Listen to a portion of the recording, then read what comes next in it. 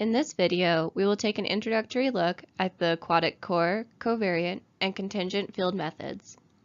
The goal of this video is to provide you with a big picture view of the field methods collected throughout an entire sample reach.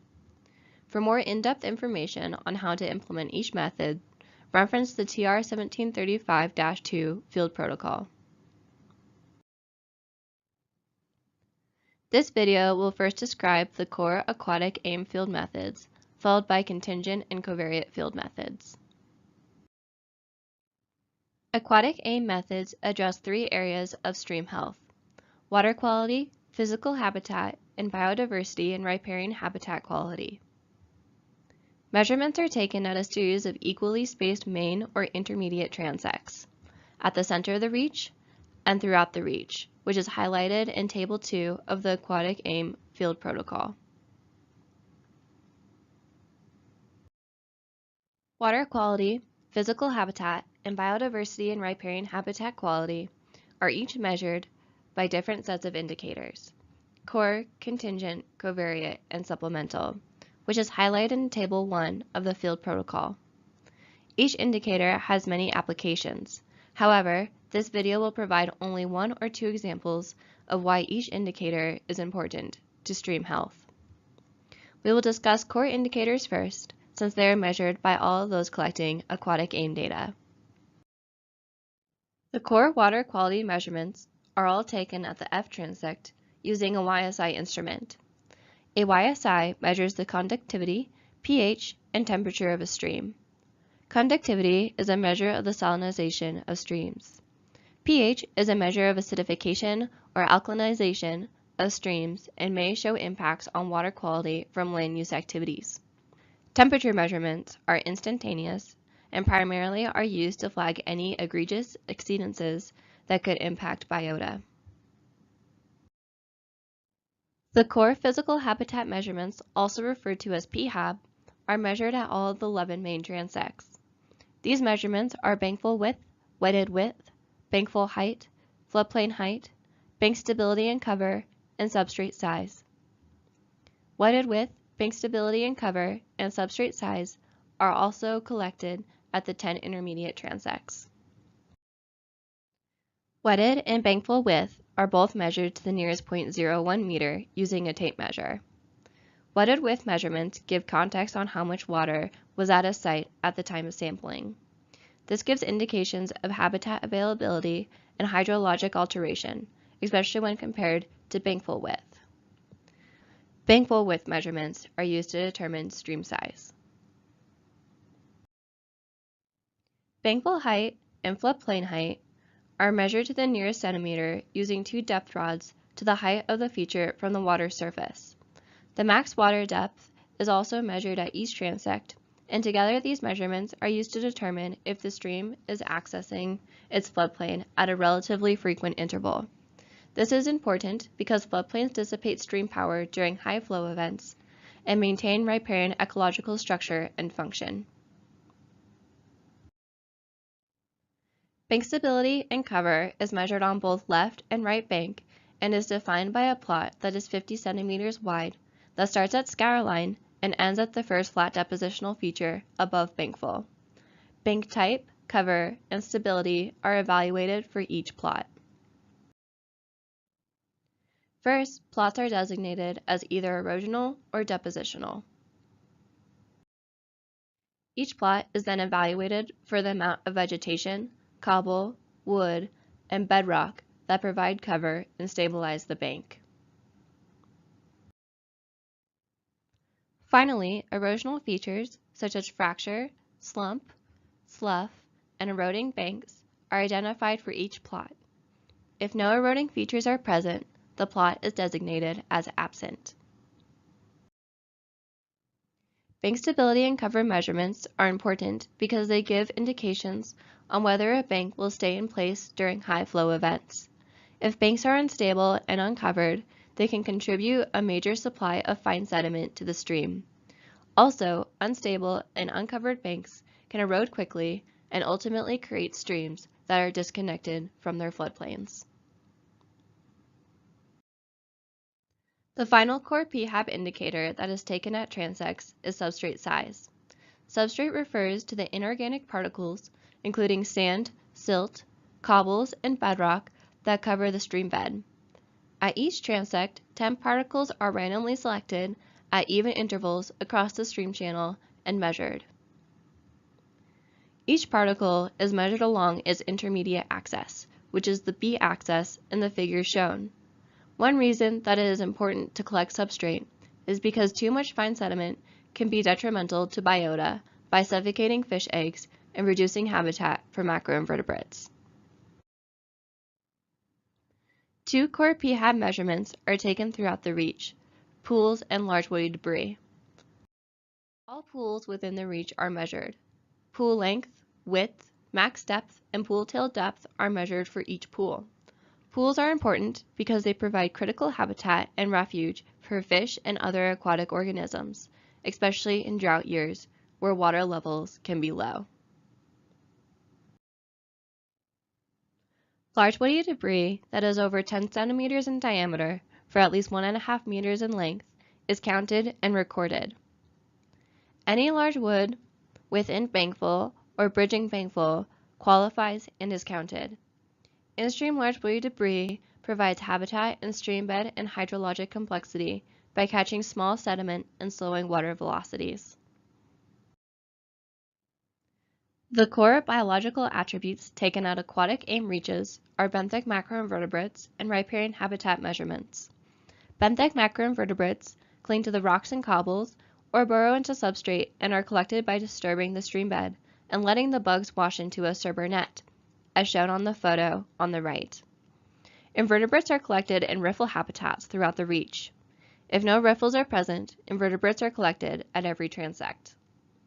Collecting macroinvertebrates is important because they are good indicators of water quality and integrate conditions across space and time. They are also an important food source for fish. Riparian habitat is measured in two different ways throughout an aquatic AIM reach. Canopy cover is measured at 6 locations within the stream at all 11 main transects using a densiometer. Measuring canopy cover over the stream is important because it plays a role in determining stream temperature and stream productivity. Vegetative composition, structure, and cover is measured on the banks in 10 by 10 meter plots at all the 11 main transects. The cover and composition of canopy, understory, and ground vegetation, along with the percentage of riparian cover, is estimated in each plot. The presence or absence of vegetative types is also estimated within the plot. These vegetative types are non-native woody species, native woody species, non-native herbaceous species, native herbaceous species, and sedges and rushes. The next topic covered in this video is covariate indicators. The covariate indicators, which are used to assist in interpreting the core data that are collected for Aquatic AIM, are slope, flood-prone width, human influence, photos, and GPS coordinates. Bankful and wetted widths are also covariate indicators, but are often measured at the same time as bankful and floodplain heights, and are therefore covered during the core indicator section. Slope, or change in elevation along the reach, is measured between transects A and K. Slope is measured because it determines a stream's velocity and its ability to transport sediment. Flood-prone width is measured at riffles located nearest to A and K that are parallel with the stream valley. Flood-prone width provides an estimate of the potential extent of inundation during a flooding event. Human influence is measured in the same 10 by 10 meter plots as the vegetation estimates. The presence or absence of human influence is evaluated for evidence of 15 categories, including roads and vehicles, grazing, and recreation. GPS coordinates and photos are taken at the center, top, and bottom of the reach. A reach overview, monument, and geographic photos are also taken throughout the reach. Several covariates for each stream are also derived by the National AIM team by using GIS. These include climate, soils, vegetation, topography, geology, and geochemistry. The last topic covered in this video are contingent indicators. Some projects will also collect a variety of contingent indicators. Contingent indicators are suggested, but shall only be collected in areas where they relate to management questions.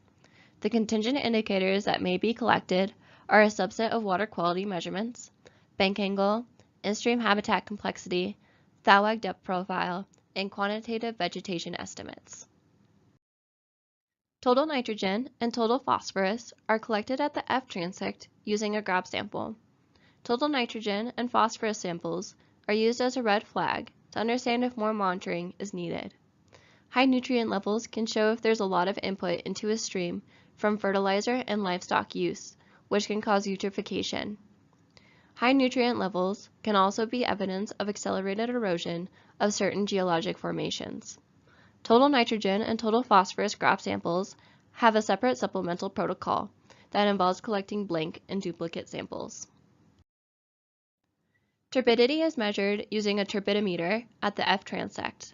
Turbidity is used to measure the amount of suspended particles in a water column. High turbidity levels may be a result from land use, such as mining and timber harvest, or from the geology that streams flow through. Seasonal temperature monitoring is measured by thermistors and is used to track the temperature of streams on a long-term basis. Seasonal temperature monitoring is useful to land managers because it can show how the temperature of the stream is affecting aquatic organisms. Alternatively, empirical models exist in many regions to predict average summer stream temperature. For more information on these models, consult the National AIM team. Bank angle is measured at each of the 11 main transects on both left and right bank. Bank angle is measured from where the stream bed meets the bank to the first flat depositional feature above bankfall. Bank angle is another assessment of channel geometry and bank stability. Thalweg depth profile measures the max water depth along the entire reach.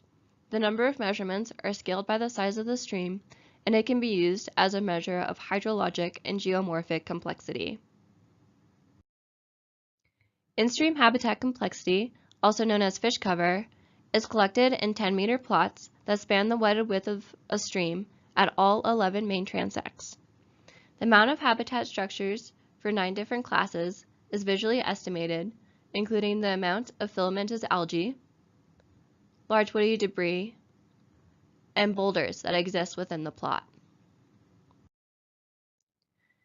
If qualitative vegetation methods do not meet local monitoring needs, it's recommended that quantitative vegetation estimates of riparian vegetative cover and composition be collected using the MIM or multiple indicator monitoring methods. These long-term indicators of vegetation provide data to assess current condition and trend of streamside vegetation to help determine if grazing management strategies and other management actions are making progress towards long-term streamside vegetation goals and objectives. To collect these indicators, please attend a MIM training and see the MIM protocol. A suggested workflow for collecting all of these measurements is located in TR 1735-2 Field Protocol in Appendix F. Generally, a site is sampled by a crew of 2 or 3 and is completed in a day. Sampling workflow is highly dependent on the size and difficulty of the stream, but in general, sampling can be broken up into 4 passes through the reach. Once the reach has been set up, water quality is collected first. Then the first pass is made, with one crew member collecting macroinvertebrates, and the other collecting visual estimates that includes riparian vegetation, human influence, and fish cover. Pass is used to collect PHAB data, where the crew then works together to collect widths, heights, canopy cover, substrate, bank stability and cover, bank angle, and Thalweg. The third pass is used to collect slope. And the fourth pass is used to collect pools, large weighty debris, and flood-prone width. This concludes the protocol overview video. For more information about Aquatic AIM field methods, consult TR 1735-2 and attend one of the field method trainings that occur in May or June each year.